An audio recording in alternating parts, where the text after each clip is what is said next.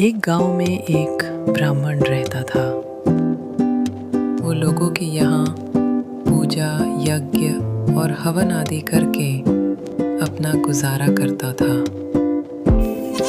एक दिन उसे किसी व्यक्ति ने भेंट स्वरूप दूध देने वाली बकरी दी। वो बकरी को लेकर खुशी खुशी अपने घर जा रहा था। रास्ते में 3 ठगों ने ब्राह्मण को देखा और बातें करने लगे कि मैं सोचता हूं कि इस मोटी ताजी बकरी को किसी तरह हड़प लिया जाए। नहीं, बकरी छीनकर भागने की कोई जरूरत नहीं। मेरी तरकीब से मोटू ब्राह्मण स्वयं बकरी छोड़कर भाग जाएगा। चलो इसे छीनकर भाग चलते हैं। ये मोटू ब्राह्मण हमारा कुछ नहीं बिगाड़ पाएगा। योजना के अनुसार एक ठग ब्राह्मण के पास जाकर बोला, पंडित जी प्रणाम। आपका ये कुत्ता तो बहुत अच्छा है। क्या ये शिकारी कुत्ता है? क्या तुम्हें दिखाई नहीं देता मूर्ख? ये कुत्ता नहीं, बकरी है। कितना मूर्ख है कि बकरी को कुत्ता कह रहा है। इस तरह पहला ठग ये कहते हुए आगे निकल गया कि क्या आपके इस कुत्ते को मैं बकरी कहूं तब आप मुझे बुद्धिमान समझेंगे?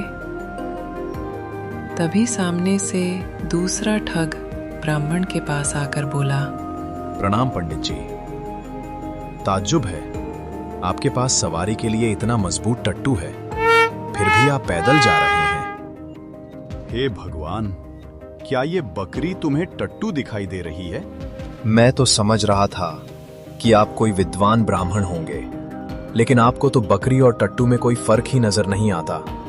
आपको भगवान सद्बुद्धि दे। तभी तीसरा ठग जोर से हंसा और बोला, हा, गधा ही तो है ये।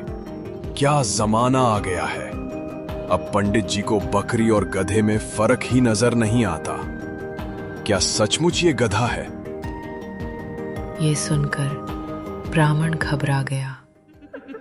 उसे लगा कि उसकी बकरी कोई जादूगरनी है जो थोड़ी थोड़ी देर में अपना रूप बदल रही है। इस तरह डरकर ब्राह्मण बकरी को वहीं छोड़कर भाग खड़ा हुआ। ये देखकर तीनों ठग बहुत खुश हुए।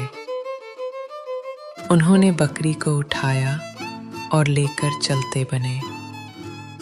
इसीलिए किसी ने कहा है, लोगों की बातें सुनकर अपनी धारणा नहीं बदलनी चाहिए। थैंक्स दोस्तों, आपको हमारे इस चैनल को सपोर्ट कर रहे हैं।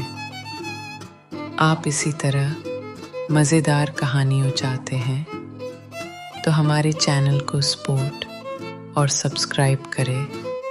धन्यवाद।